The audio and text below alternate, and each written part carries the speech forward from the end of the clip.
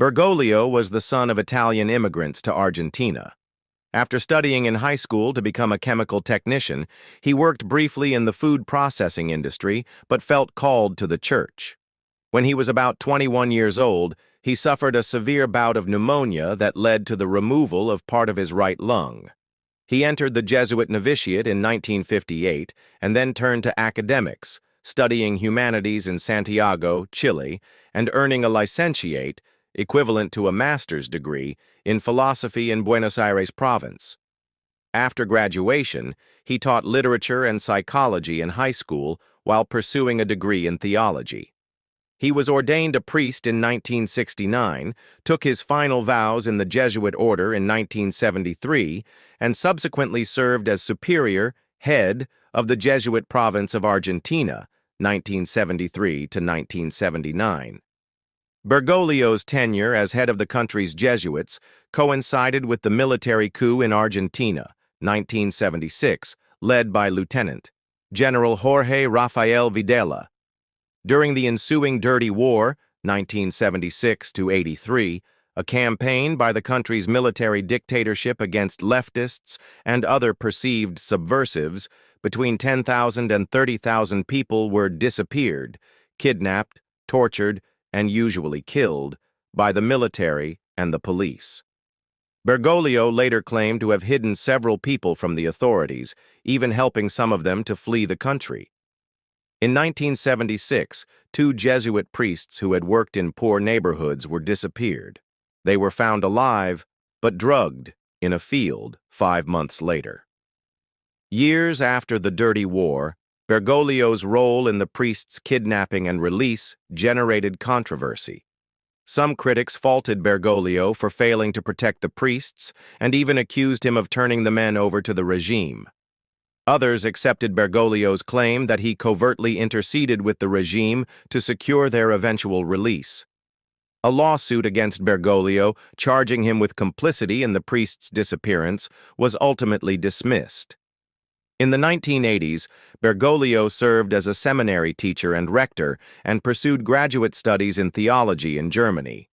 In 1992, he was appointed an auxiliary bishop of Buenos Aires. He was named Archbishop of Buenos Aires, a post he held until his election to the papacy in 1998, and was consecrated a cardinal in 2001.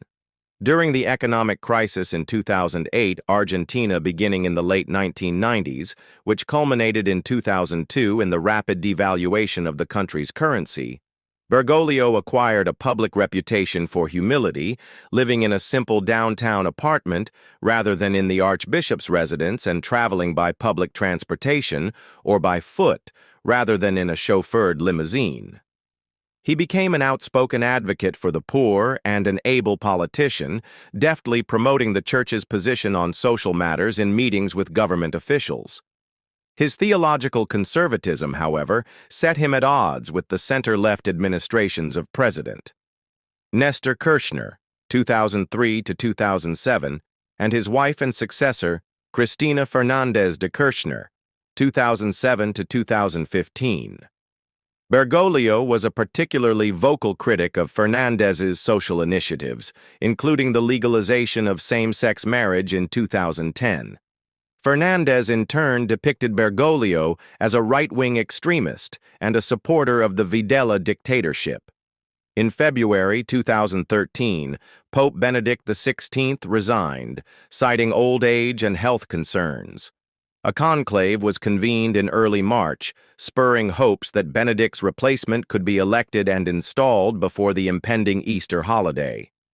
Bergoglio was elected on the 5th ballot and chose the name Francis, in honor of Saint Francis of Assisi, 1181 or 82 1226, who lived a life of humble service to the poor, and also recalling St. Francis Xavier, 1506 to 52, a founding member of the Jesuits.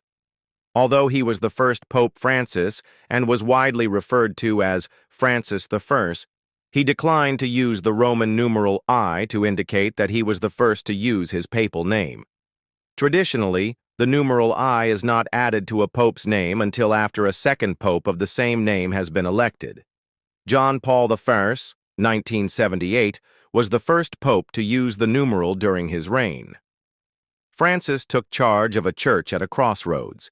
In the early 21st century, Roman Catholics constituted more than 1/6 of the world's population, many of them in Latin America and Africa. Yet scandals, particularly the clergy sexual abuse scandals that first arose in the 1980s and 90s, undermined the Church's stature, particularly in the United States and Europe.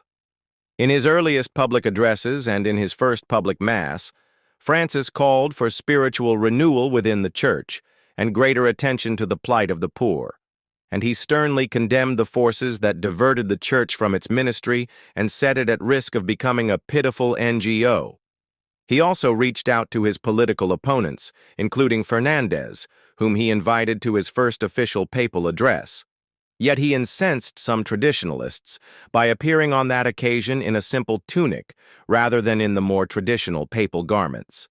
He also took the unprecedented step later in 2013 of appointing a council of 8 cardinals to advise him on church policy.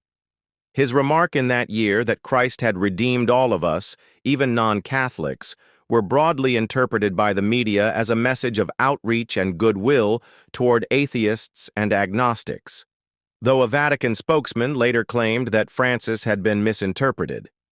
In June 2013, Francis issued the first encyclical of his papacy, Lumen Fidei, The Light of Faith. It completed a trilogy of papal encyclicals begun by Benedict XVI on the theological virtues of faith, hope, and love, following Deus Caritas Est, God is Love, 2005, and Spi Salvi, Saved by Hope, 2007. If a person is gay and seeks God and has goodwill, who am I to judge? Pope Francis in his first papal news conference, 2013. However, Francis soon became noted for making statements that conveyed an openness to different perspectives on Catholic doctrine, particularly regarding social issues and sexual ethics. Such statements were subsequently either toned down by the Vatican or seemingly contradicted by Francis himself. For example, Francis surprised both liberals and traditionalists when in a September 2013 interview with an Italian Jesuit magazine, he criticized the Church for having been obsessed with issues such as homosexuality, abortion, and birth control. That remark encouraged speculation both within and outside the Church that a major shift in Catholic teaching and practice on such matters as same-sex marriage and contraception would follow. Yet, in the following year, Francis spoke out against same-sex marriage and defended the traditional family. Moreover, he affirmed the Church's categorical opposition to abortion. Although Francis spoke sympathetically of women's rights and acknowledged women's historical role in the Church, he did not endorse the ordination of women as priests. The lingering effects of the Church's sexual abuse scandal constituted another challenge to Francis's papacy. During a visit by Dutch bishops in December 2013, Francis prayed for victims of sexual abuse and urged the bishops to reach out to them and their families. In January 2014, the United Nations Commission on the Rights of the Child recommended that the Vatican adopt procedures for the mandatory reporting of suspected child abusers to law enforcement authorities, but was rebuffed later that year on jurisdictional grounds. Critics observed that the Vatican was slow to punish and defrock priests who were known pedophiles. A central dimension of Francis's papacy was championing the poor and oppressed, and from the start, he promoted a broad ministry that aimed to include not only non-Catholic Christians, but even non-Christians. He drew traditionalists' ire soon after taking office when he washed the feet of 2 young women, including a Muslim, in a juvenile detention center during the traditional Maundy Thursday reenactment of Jesus' washing of the feet of the 12 apostles. Church tradition held that women could not participate in the ceremony because the apostles were men. Francis issued a decree in 2016 that revised the Holy Week observances in the Roman Missal to allow for the inclusion women and girls in the ritual. In an interview published in the Jesuit magazine America in September 2013, Francis gave an intriguing description of his vision for the Catholic Church. "I see clearly that the thing the Church needs most today is the ability to heal wounds and to warm the hearts of the faithful. It needs nearness, proximity. I see the Church as a field hospital after battle." In November 2013, Francis issued Evangelii Gaudium, the joy of the gospel, an apostolic exhortation in which he denounces economic inequality and calls upon the Church to embrace its global diversity. In August 2014, Francis publicly denounced the alleged persecutions of Christians and religious minorities, such as the Yazidis, by the transnational Sunni insurgent group, the Islamic State in Iraq and Syria, ISIS. In May 2015, Francis issued Laudato Si, Praise Be to You, the second encyclical of his papacy. Laudato Si proclaims that environmental degradation is a moral issue spurred by greed and unchecked capitalism, which causes human beings to lose sight of the relationships that bind them together and to neglect Earth, their common home. Promoting the concept of integral ecology, Francis connects sinful actions against the natural world with the economic exploitation of impoverished human beings and the denigration of human rights. The document is also noteworthy for its endorsement of the rights of indigenous peoples. Laudato Si was issued a few months before the Paris Climate Agreement of December 2015, during a time of contentious debate about climate change. Its timing helped stir considerable public interest in the document, which was unusual for a papal encyclical.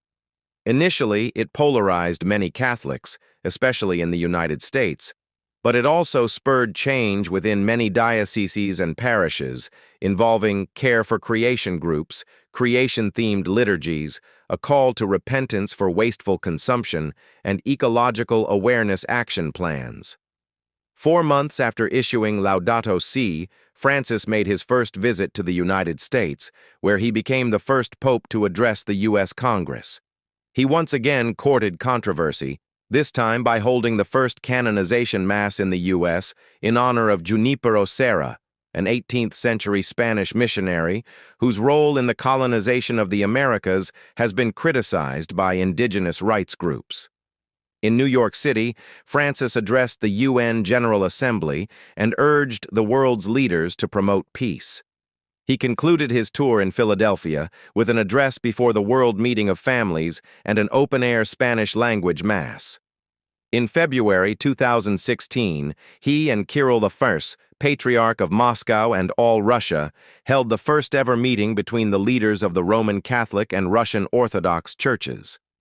In March 2016, Francis issued his second exhortation, Amoris Laetitia, the Joy of Love, a wide-ranging pronouncement on family issues. In it, he urged priests and bishops to take a more welcoming and less judgmental attitude toward homosexuals, single parents, and the divorced who remarried, but who had not obtained an annulment, indicating in the latter case that such Catholics might be permitted to receive Holy Communion through the guidance of a priest. He did not, however, lift their formal exclusion from the sacrament, and he reaffirmed the Church's rejection of same-sex marriage and of contraception.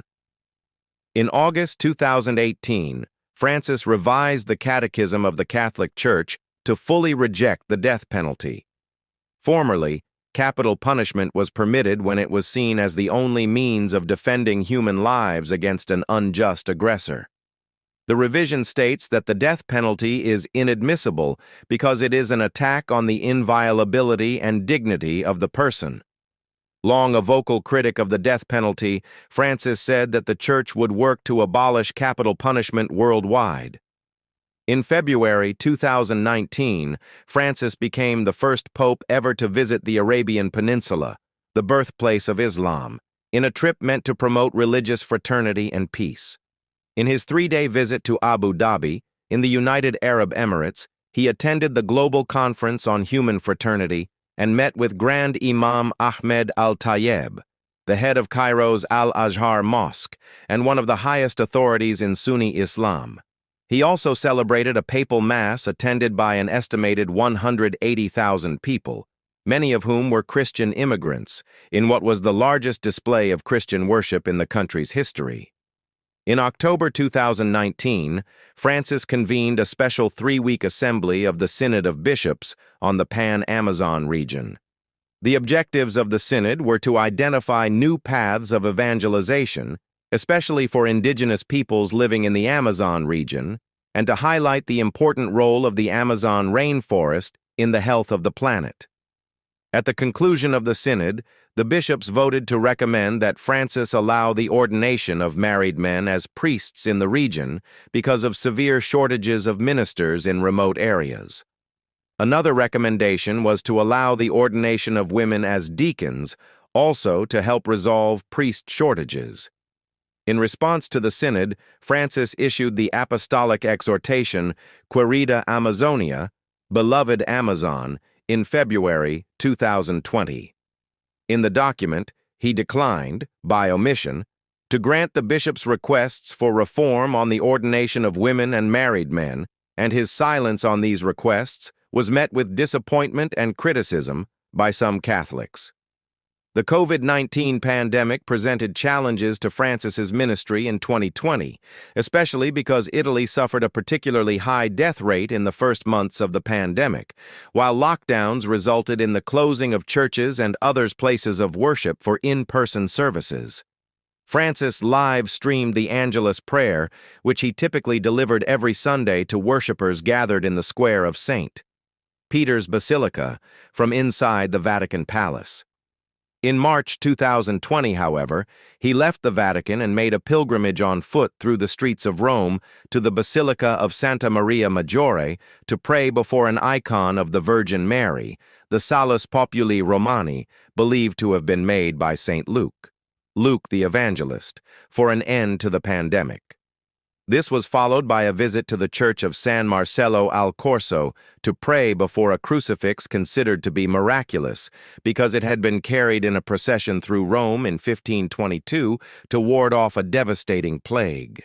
A week later, Francis performed an extraordinary Urbi et Orbi to the city and to the world, blessing in a dark, deserted St. Peter's Square, praying again for an end to the pandemic.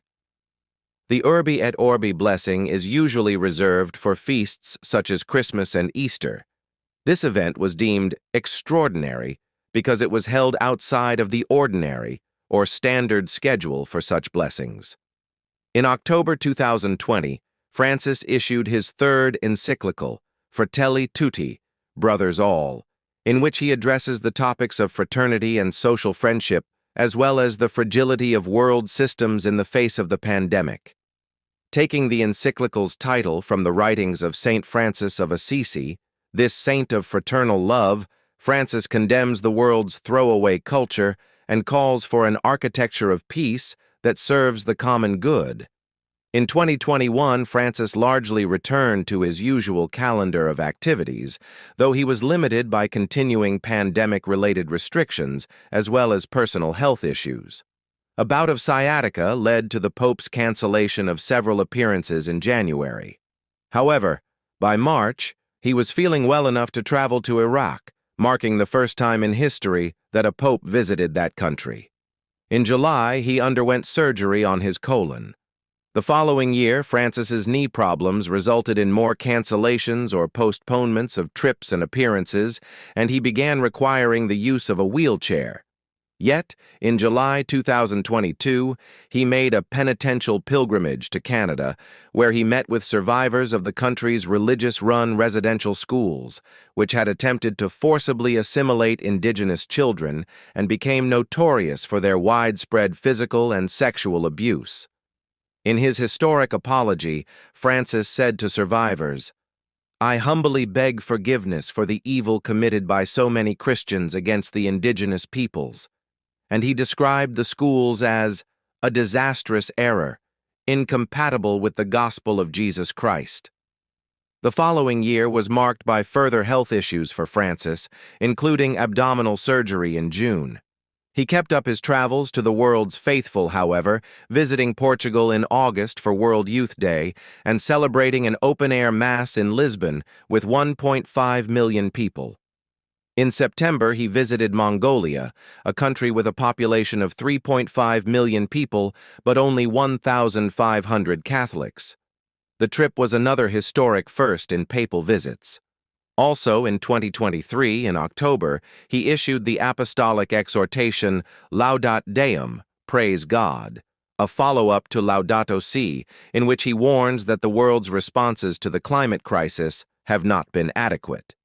Many Catholics interpreted his actions of 2023 as setting the stage for the Church's future beyond his reign.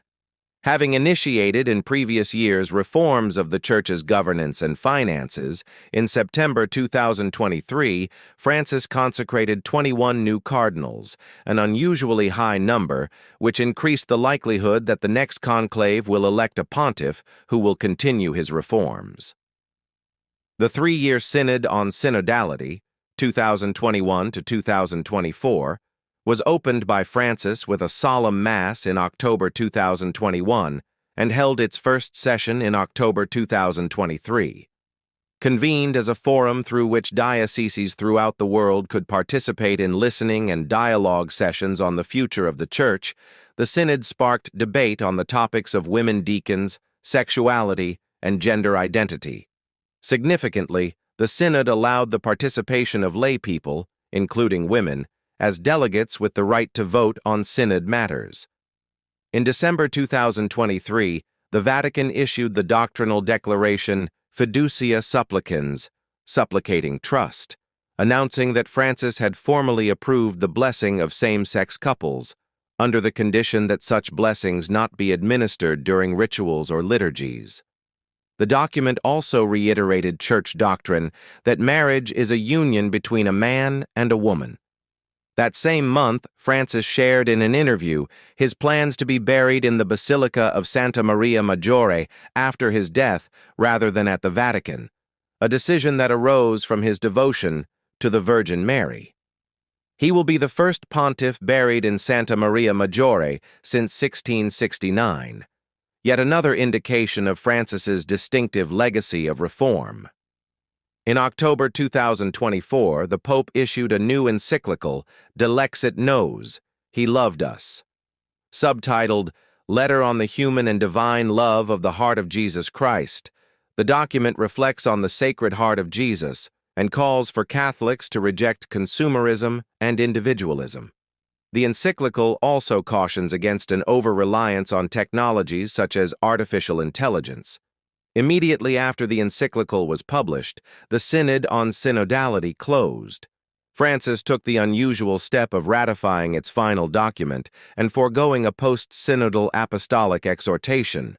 Although the final document calls for women to be included in church leadership roles, the question of whether women can be allowed to serve as deacons was left for a synodal study group to resolve in 2025. At the beginning of 2025, Francis received the Presidential Medal of Freedom with distinction from U.S. President Joe Biden. He also released his autobiography, Hope. It was published to coincide with the Jubilee year and came out amid a number of historic developments in the Church. In January, Francis appointed Sister Simona Brambilla, an Italian nun, as prefect of the Dicastery for Institutes of Consecrated Life and Societies of Apostolic Life. This marked the first time in history that a woman was selected to lead a department of the Roman Curia. In addition, the Vatican approved a provisional document by the Italian Bishops' Conference that allowed the ordination of openly gay men to the priesthood in Italy. The approval, which is valid for 3 years and maintains the priestly requirement of chastity, brought hope to some gay Catholics, despite Francis's mixed record on homosexuality. Although he preached inclusion of LGBTQ+ Catholics and approved the blessing of same-sex couples, in 2024 he was twice accused of privately using a homophobic slur in reference to the high number of gay men in seminaries. The immigration policies of U.S. President Donald Trump, whose second administration came into power in January 2025, became a point of concern for the Pope. Francis repeatedly issued statements against the administration's plans for mass deportations. After these plans began to be carried out, alongside a spending freeze and cuts to the U.S. Agency for International Development, the Pope issued an open letter of support to the U.S. Conference of Catholic Bishops, whose work with migrants and refugees had been severely curtailed by the freeze. In February, the Pope was hospitalized for several weeks for bronchitis that developed into pneumonia in both lungs. He was discharged in late March and subsequently made several public appearances, including from the loggia of St. Peter's Basilica on Easter Sunday, despite doctors' recommendations for 2 months of rest. He died on April 21st, the day after Easter, of a cerebral stroke and cardiocirculatory collapse. Francis's last public blessing, which was read by an aide to the audience in St. Peter's Square on Easter, called for peace in Gaza and Ukraine, condemned anti-Semitism, and spoke up for the vulnerable, the marginalized, and migrants.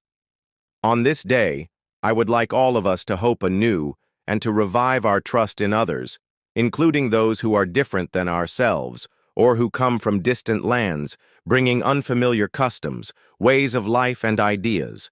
For all of us are children of God,